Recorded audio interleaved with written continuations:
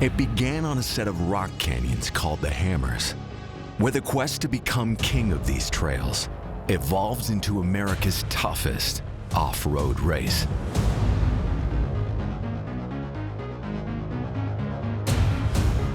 Drivers dedicating every waking hour to improving one of mankind's greatest inventions, forging new ways to solve old problems.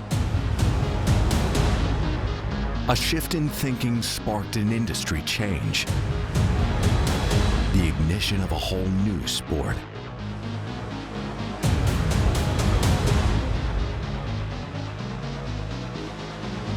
Test it until it fails.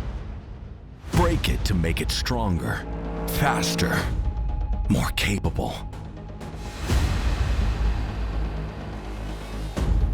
When the dust settles, only the strongest emerge to be crowned king of the Hammers. This time on World of X Games, the Nitto Tires King of the Hammers, powered by Optima Batteries.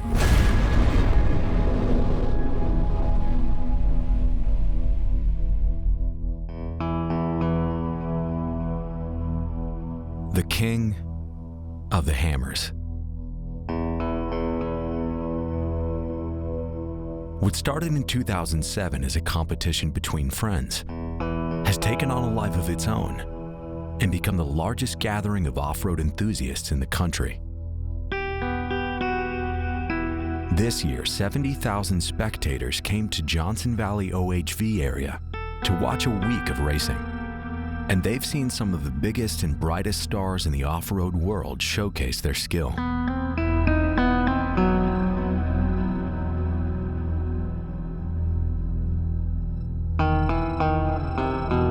In the UTV class, the reigning king held off contenders for another year, while the Everyman Challenge saw kings and queens toppled from their thrones and replaced by a new generation.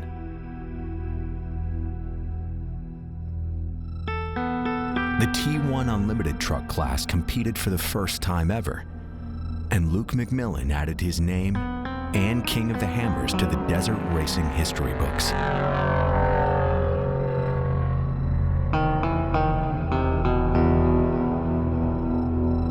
Now, there's one more group of racers left to take on the Hammers.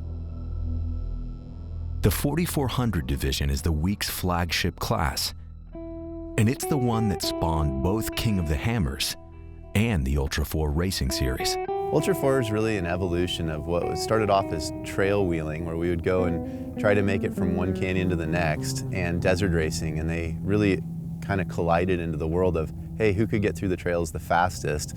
And you have to link those together by getting through the desert sections that link the trails. Two-time king Jason Scherer has experienced the growth of Ultra 4 and the Hammers firsthand.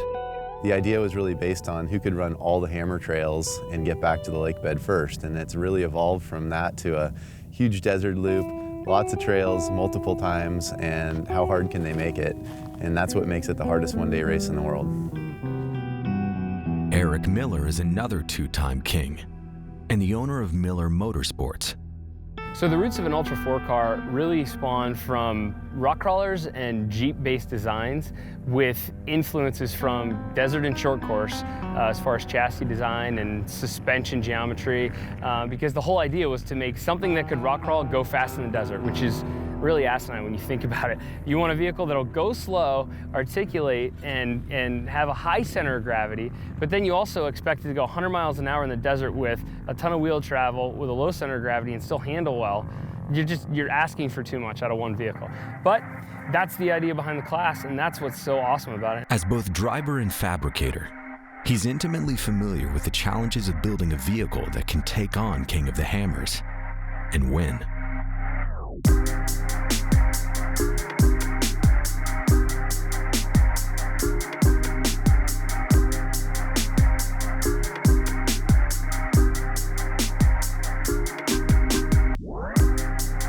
And the cool thing about this series is that they basically said, hey, whatever you think would be the fastest thing through those trails, through that desert, you can build whatever you want. In contrast with the Everyman Challenge, where vehicles must adhere to certain limitations, the 4400 class is unlimited. A few safety rules in place so that everybody had a, roll cage and safety belts and fire suppression systems and stuff. But other than that, you can bring anything you want in the 4400 class. There's no rule on tire size, how many shocks you want, solid axle, independent front suspension, independent rear suspension. You want an electric car or a turboed motor, you can bring whatever you want. With the freedom to go in any direction, hobbyist racers began to design vehicles from the ground up. The sport has evolved so quickly, in the 10 or 12 years that I've been doing it. Now the race cars, they went from, I built my first car for less than $50,000 that we won King of the Hammers in 2010. Now a competitive IFS Ultra 4 car could cost you $400,000 or $500,000. Lauren Healy is now a two-time King of the Hammers. He's built 2 more cars since his first win. So, move the fuel tank back. Yeah, a little bit bigger radiator than what we did last time. The pace of innovation and the investment required rapidly accelerated. For drivers with industry backing, it's an ideal situation, but it's left some struggling to keep up.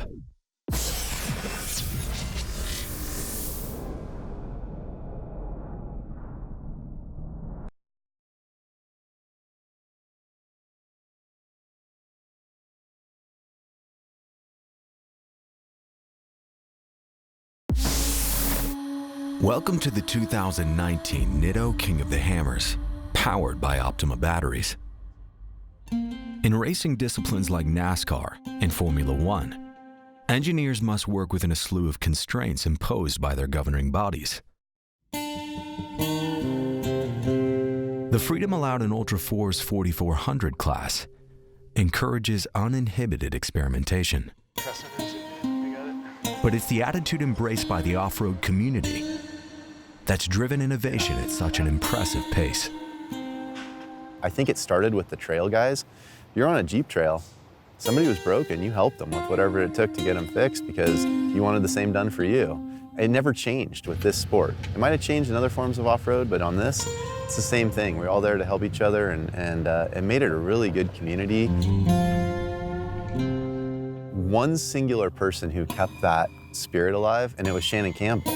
And he said it so many times. He said, I don't care if you run the same junk as me, I'll still beat you. And it was like, that's such a good attitude because, yeah, you're competitive, but you didn't care if he bought a chassis from you and had exactly the same car, And it was always that attitude that I think kept us from getting into the side of, we made a technological gain, let's hide it, and that changed everything. Oh, you want to straighten it?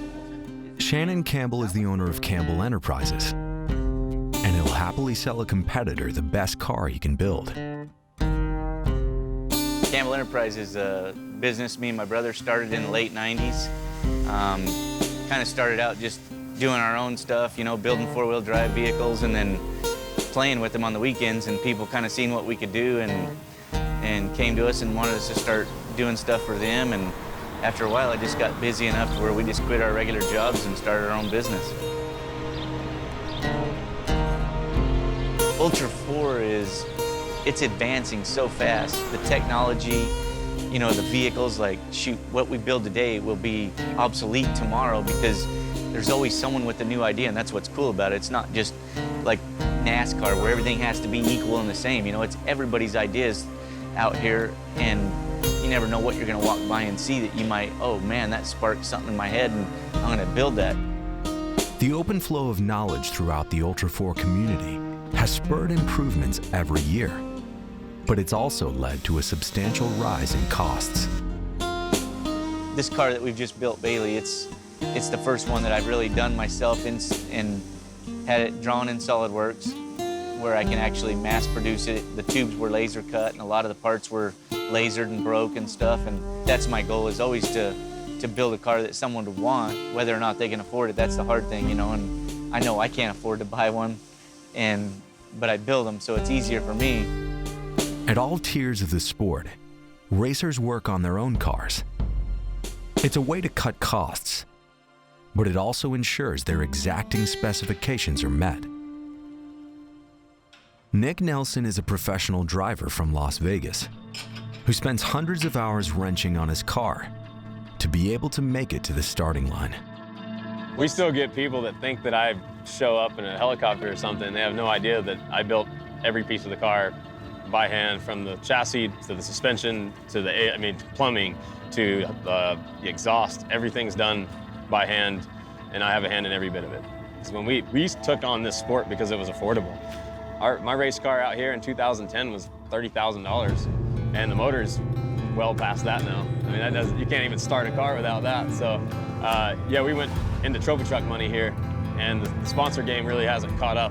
So it takes a lot of sacrifice to keep going and hang in here. So that's the thing. That's the key for us right now. I think we have the rest of it. We just need to catch up on that side of it, and then the technology will follow. Because Ultra 4 is still in its relative infancy, there's a limited amount of sponsorship money to go around. The race for that money is just as competitive as the one out on the course. But in this race, the fastest driver doesn't always win. Tom's the fastest guy. Like, Tom's for sure the fastest guy at the Hammers. And, you know, that formula is gonna work somewhere down the road. No matter how fast you are, you can't win if you're not at the starting line. I think that's a fine balance between being able to afford what you want to do, or you know, is it a racing addiction that you're trying to figure out what you got to do to sell, to scrounge together to go to the next race. Tom Ways was noticeably absent from last year's King of the Hammers and the 2018 Ultra 4 season. He's the guy. Like, he's the fastest guy. He's got personality times 10. And all he's missing from the whole formula to be able to win consistently is the financial side, by representing a brand that can say, here's your car, here's your money, let's go. And they're the ones missing out. It's difficult to fathom the amount of time and money that goes into the creation of a competitive 4400 car. I really focused hard on trying to do the East Coast and the West Coast series and put a lot of effort into it and a lot of money, and felt like needed to take this past King of the Hammers off and this season off and kind of make a transitional point to where I got rid of the single-seater and had some people step up to help a new two-seater being built that I'm trying to get done for King of the Hammers. With a few sponsors to help fund his next build, Tom is one step closer to getting back behind the wheel. But he'll be working around the clock to finish in time for this year's race. For right now, I think what my next evolution of car is going to be what I can be proud of when I bring it to the green flag. And it might take longer than I hope, but I'm hoping I can get it to the green flag and be proud of our effort and be ready to race. For the top Ultra 4 drivers, a win isn't the same unless you're racing against the very best. Because we're here racing King of the Hammers and everybody wants to compete against each other and to say they're the best, you have to race the best. Because when you win against the guys that are fast, it means something. We can go sandbag other classes and beat up on guys who are, you know, in lesser cars, but that doesn't say anything at the end of the day. So we want everybody to have their stuff together, and it'd be, you know, one day you'll see 10 of us come to the finish line at once and battle it out or something, so it'll be awesome. Before they can make it to the finish line, they'll need to make it to the starting line. When we come back, racers qualify for their starting positions in the 2019 Nitto King of the Hammers.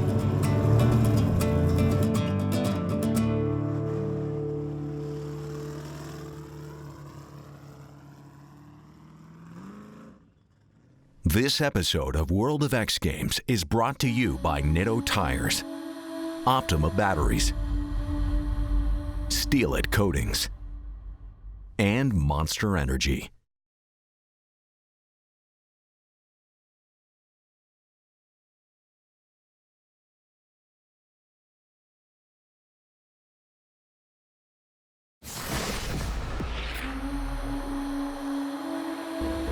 We're back at the 2019 King of the Hammers, where drivers are getting ready to compete for starting position in the main race.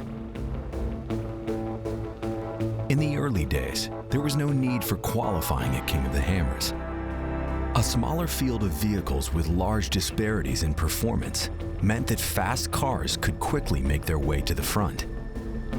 By passing early in the desert, the most competitive drivers avoided being stuck behind slower vehicles in the rocks. So qualifying at King of the Hammers is really important. It's something I pushed for all along back when we were racing in 2010 and 11. It didn't exist.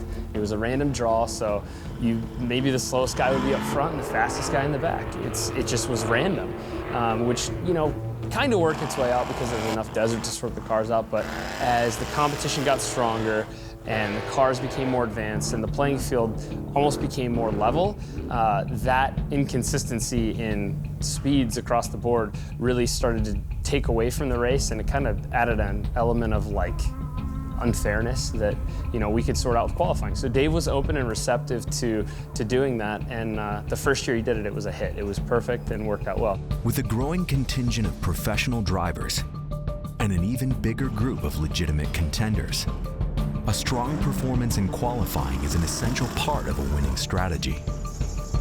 As racers complete a single short course lap one by one, starting position in the main race will be decided by just seconds.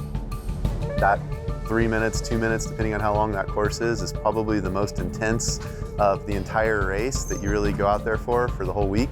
And if you make a mistake, you can throw it all away. And it's just as simple as, you know, a little too hot into one corner, and you tip it up, bike it up, and you know, you basically don't have a chance if you didn't save it to start in that top 75 that are gonna be out there in the front. The race is run on corrected time, so a driver who starts 10 minutes after the leaders will have 10 minutes subtracted from the final results. It's possible to come from behind, but being stuck in the back means breathing dust and fighting traffic. Not the best way to start a race that could last up to 12 hours. Qualifying for the 4400 race is an all-day affair and culminates in what's known as the Power Hour. Power Hour is 20 guys that are kind of picked on purpose due to either, you know, their consistent finishes and podiums, or maybe just their, you know, driving style. I mean, even if it's someone that's going to put on a show, they're the guys that are focused on toward the end of the day. You know they're going to be pushing hard for the top times, and they're going to be the ones to put on the show. The Power Hour is full of top drivers, but Cody Addington throws down the gauntlet well before it begins. Cody Addington blazes from the line. I suspect a very good time out of Cody. He's going to push very hard. He's running a 40-inch sticky tyre. It's an independent front suspension.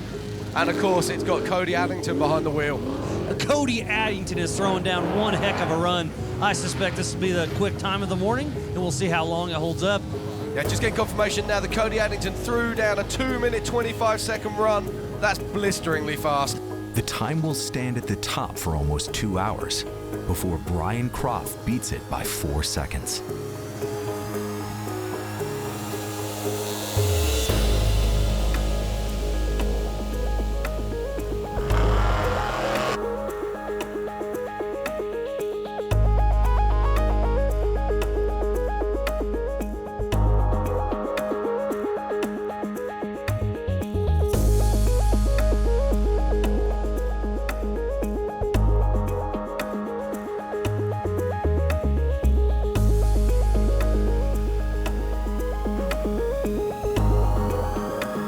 Just minutes before the Power Hour, Nick Nelson lines up to qualify.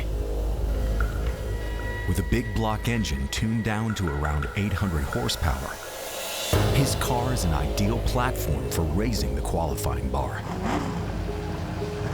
And here goes Khaleesi leaving the line. Nick Nelson, listen to that big block sing. It wasn't necessarily about how much power we could make, but how we could make reliable horsepower. And so that's how we ended up with the big block platform. And it's been awesome. It just makes a lot of torque, and I think that's kind of our downfall, is it just really doesn't pull itself down. There's no loss of power at any time. It's just, it's a freight train. There's always power there. Sure enough, Nick crosses the line with the new time to beat. Nick Nelson takes the pole at 2:18. He takes 3 seconds out of Brian Croft. So here we go, it's another Dragon on course now. It's the Dragon 2, and it's Lauren Healy, two-time king, of course. In a 2-seat IFS Jimmy's car, almost identical to Nick Nelson. We've already got a heap of Dragons sitting inside that top 10. Can Lauren add his to the mix? Where is Lauren finding this speed? This is awesome to watch. He sets a blistering pace and crosses the halfway point ahead on time. But a flat tire near the end of the lap costs him the pole.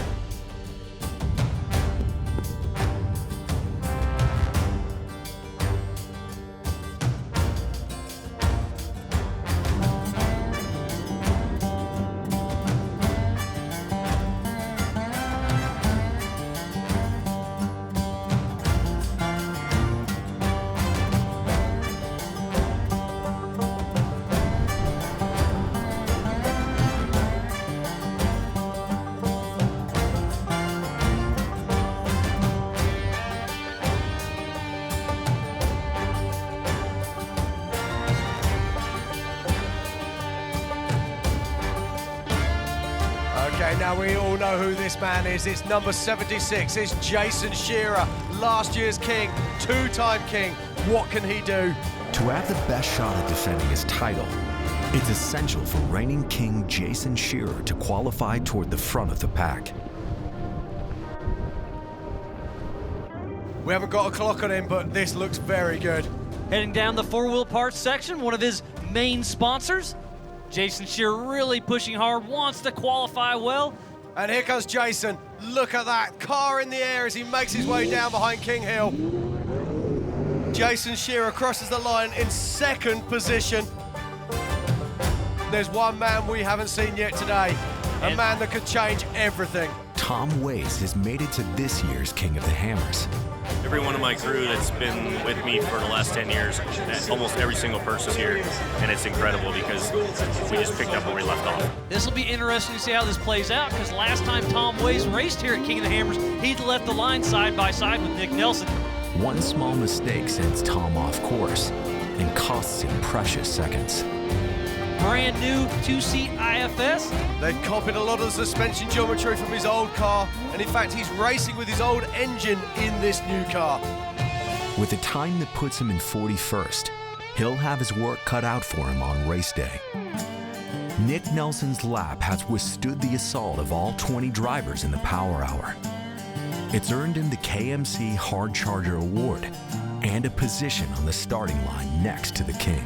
Man, I'm stoked to have the pole. I ran a good lap. I really wasn't sure it was going to stick, but I just wanted to take care of the car and got lucky and landed on top. It's the third time I've started on the front row here, and we've had just bad luck every year, so I'm looking to knock this monkey off and get this win. Qualifying first is a good step, but Nick's experience proves that it's no guarantee of success. When we come back, racers leave Hammertown and head out to take on 250 miles of desert and rock.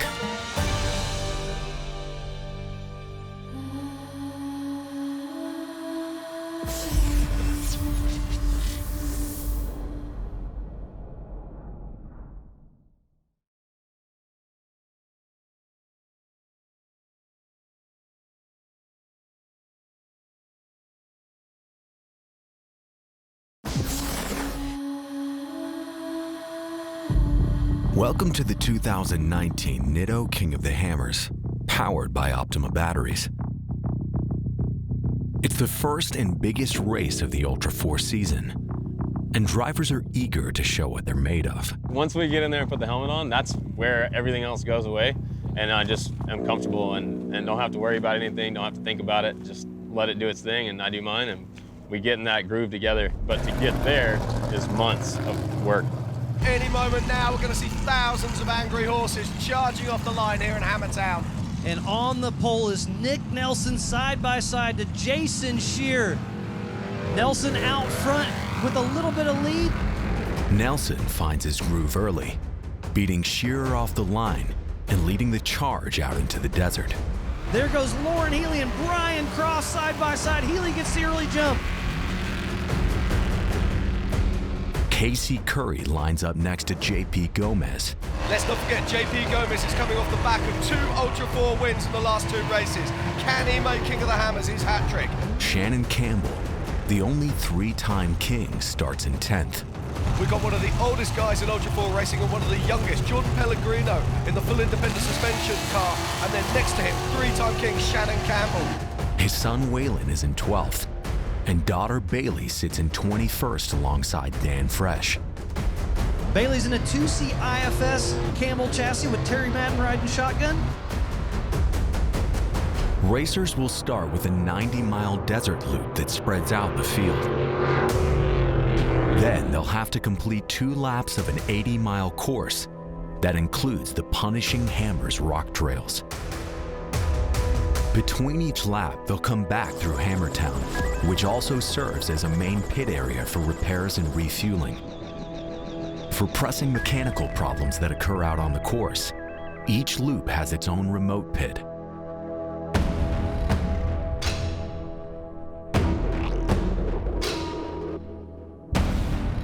After a promising start in 7th, Cody Addington rolls to a stop just 5 miles into the race. Tom Ways battles hard out of the gate, but he too makes an unplanned stop in the first remote pit.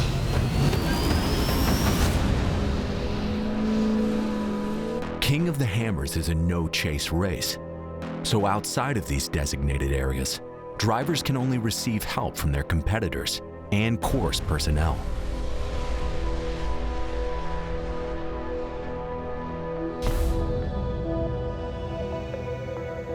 At 120 miles per hour, Nick is taking advantage of clear air and maintaining his lead, but he can't shake Jason.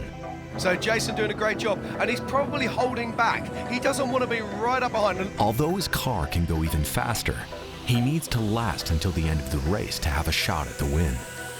And look at that, that's Lauren Healy. We can see those big red eyes there. But none of these guys will want to be bunching up really tight at this stage.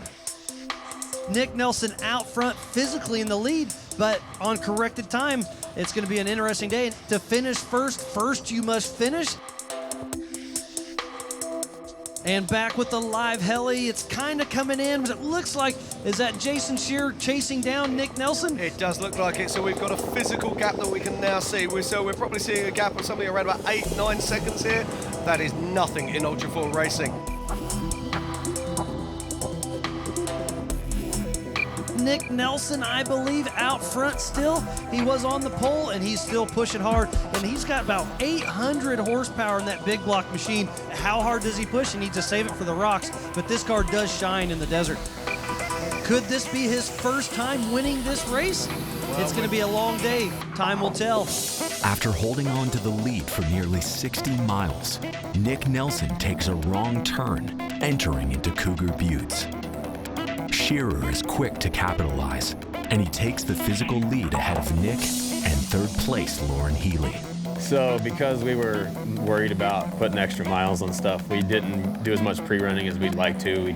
And then going into Cougar Buttes, it caught up to us and we passed the entrance and Jason passed us. But it was kind of a blessing because we obviously didn't really know exactly where we were going in there. And so it was good to be able to jump in behind him and just watch where he went and then, you know, make up the time when it made sense for us. Jason's lead doesn't last long.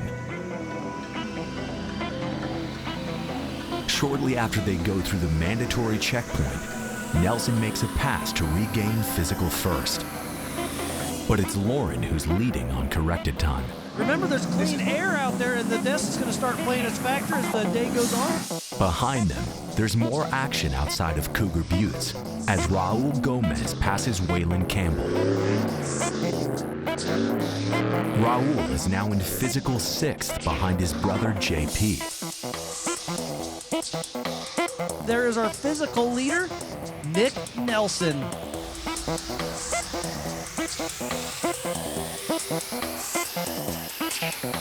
As the leaders close in on remote pit 1, the course is already starting to take its toll. Lauren Healy is in 3rd when his day ends. Lost the transfer case, only got front-wheel drive. And Paul Horschel moves up to take his place with JP Gomez in pursuit. Nick and Jason enter the main pit with a lead of more than 3 miles. After a fuel and go, they head out to take on the toughest part of the course, the hammer trails. This episode of World of X Games is brought to you by Nitto Tires, Optima Batteries, the Fab School, and Monster Energy.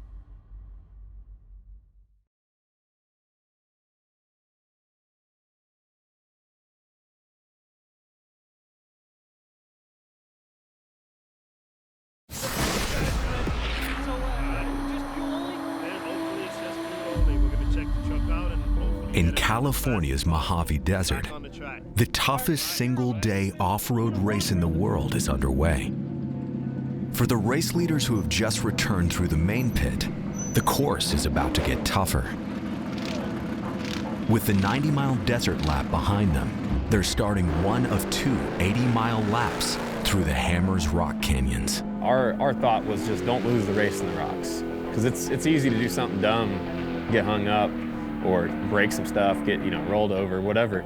So knowing we had the extra power and knowing how good our shocks are was kind of the plan, to be smart, stay down, keep the pace down and cruise and try to just stay with Jason all day long. Backdoor is an imposing 12-foot rock ledge. Drivers must complete this obstacle 1 out of the 3 laps of this race. Look at this. Jason Scherer has joined him in backdoor. Both Scherer and Nelson opt to take it on in lap 2. Getting through backdoor early is the key. This is a foot race now. After 3 attempts to climb the ledge and a near roll, Nick and his co-driver decide to winch. And he can use Nick Nelson as traction if he wants to, right? Absolutely. With Nick in the better line, Jason doesn't hesitate to hook up his cable. His co-driver gets to the winch point first, and the 76 car makes a pass for the lead at a snail's pace. And there you have it. Now, has Paul Herschel got a spotter in backdoor? Because if he has, he would have been sitting there saying, blow through, come in on another lap, in which case Paul Herschel, if he's blown past, he's going to have picked up minutes here over these guys, and potentially our new leader is Paul Herschel. JP Gomez and Paul Horschel pass both backdoor and Nick and Jason. They've taken the lead, but they'll have to complete one of the toughest obstacles on their final lap. Eric Miller enters the main pit, having worked his way to physical 11th from his starting position in 19th. His straight axle car will be at an advantage in the rocks. As Nick Nelson enters the first remote pit on lap 2, it's clear that something is wrong. He broke his ankle on backdoor. Yeah, he's got to jump out as bad. During winching at backdoor, Nelson's co-driver has broken his ankle. The unexpected substitution costs Nick 5 minutes and 2 positions. Up ahead, Horschel is the new leader, with Jason in second and JP in third. They come to a fork with the more established clawhammer trail on the left and a steeper but shorter climb on the right known as Full of Hate.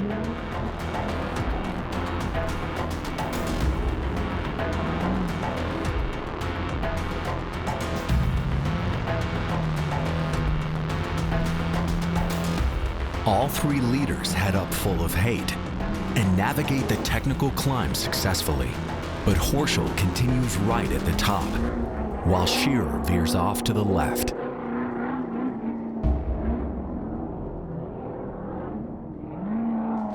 As they descend into Wrecking Ball, it's Scherer who's back on top.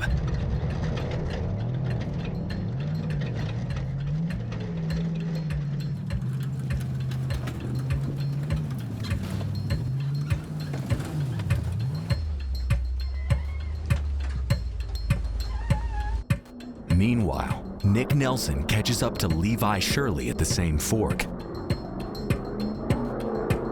Like the leaders, Nick opts for Full of Hate, and it appears to be the right decision as he broadens the distance between them.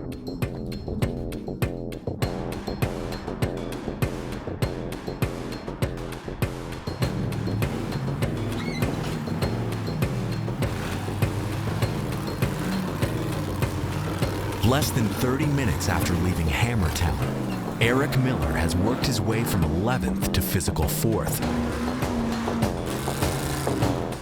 In Jack North, Josh Blyler unplugs the trail by flipping Chad Owens back upright.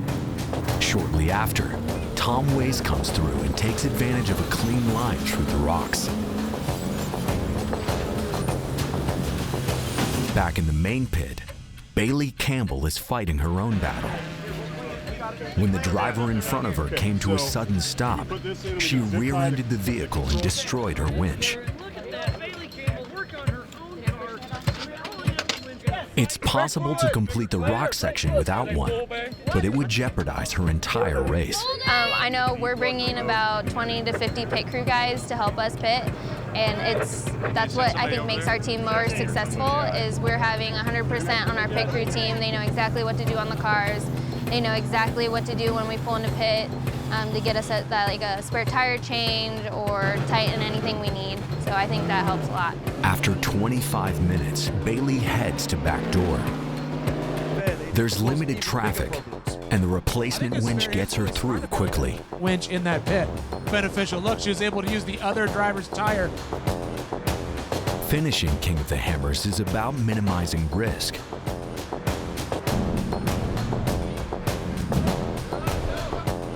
The GPS tracker on Nick's car shows that in spite of his best efforts, the former leader is at a standstill.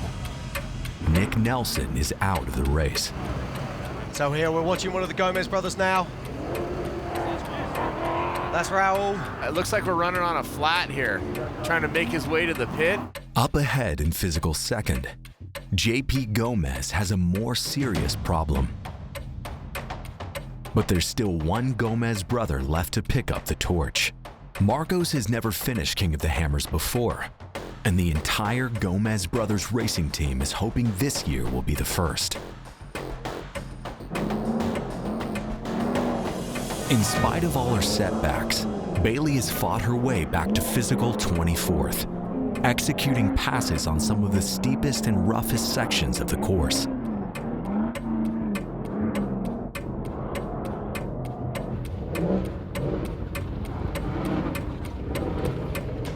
Dan Fresh, who started next to her, is 13th.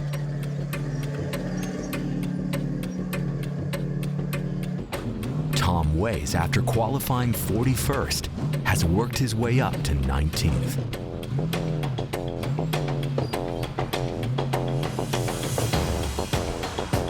It's 11:32 a.m.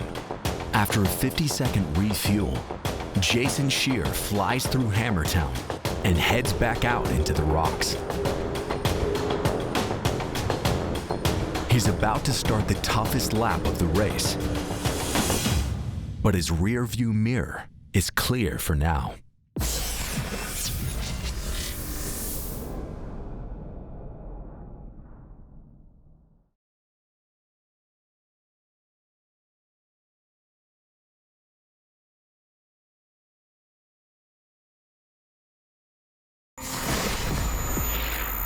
Welcome back to the 2019 Nitto King of the Hammers, powered by Optima Batteries. 170 miles into the race, only the strongest remain, led by two-time winner and reigning king, Jason Scherer. Waylon Campbell is in hot pursuit, with Eric close behind.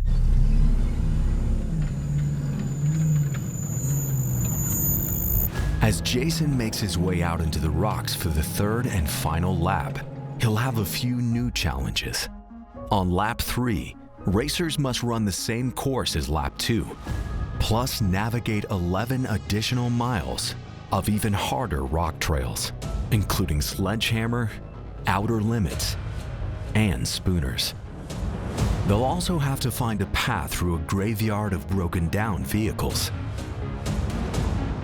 As Scherer enters Jack North, a car still on lap 2 flips right in front of him, plugging the main line. Besides a healthy lead over the rest of the field, Jason has another advantage. He's already completed the required passage of back door. Shannon Campbell is next. The Gomez brothers That's to two help Gomez Shannon. brothers. Look at that. Now JP and Raul Gomez are on hand. That's definitely going to help Shannon reel in Wayland out Fantastic. there. They're out of the race, but they can still help other drivers. Shannon passes Paul in back door, but it won't last long.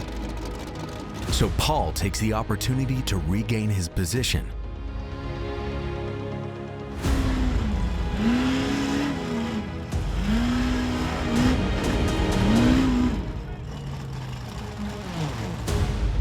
As Waylon and Eric battle lap traffic, Scherer works his way methodically through Sledgehammer. When Paul reaches the same trail, things take another unlucky turn. The broken rear drive shaft limits him to front-wheel drive.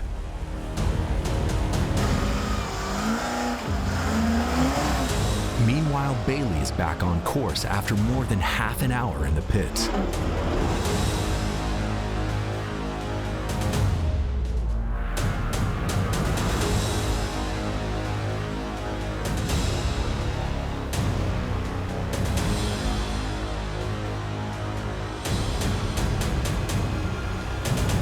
Waylon Campbell breaks an A-arm.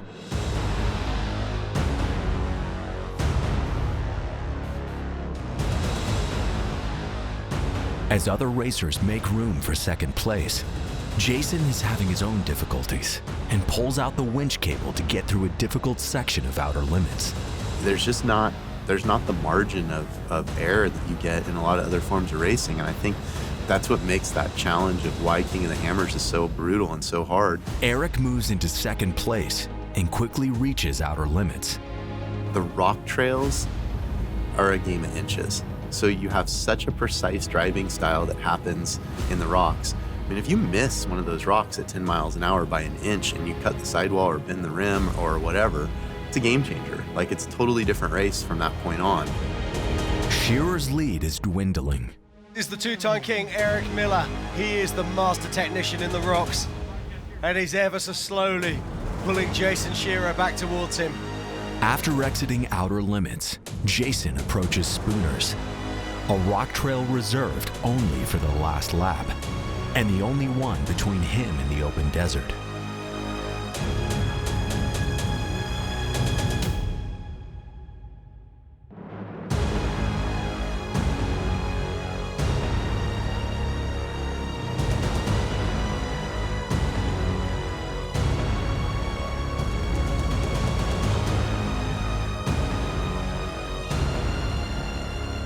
Eric Miller doing a fantastic job here.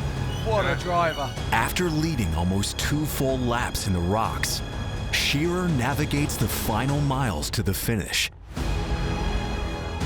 In the end, Jason keeps his crown and becomes the first back-to-back winner in Hammers history. Jason Scherer brings it back to In back. a race that took 6.5 hours, Eric is less than 6 minutes behind on corrected time.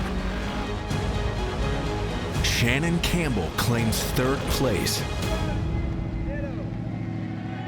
Just 31 of 109 drivers finished.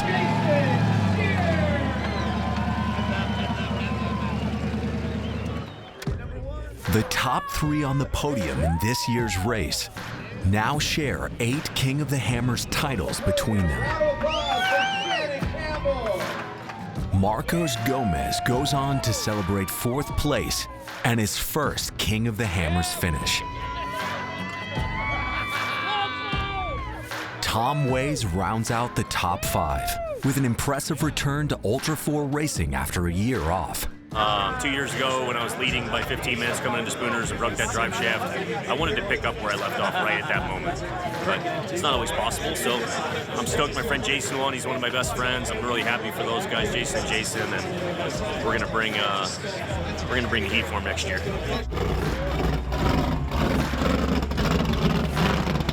"12 years ago, the King of the Hammers was just an idea.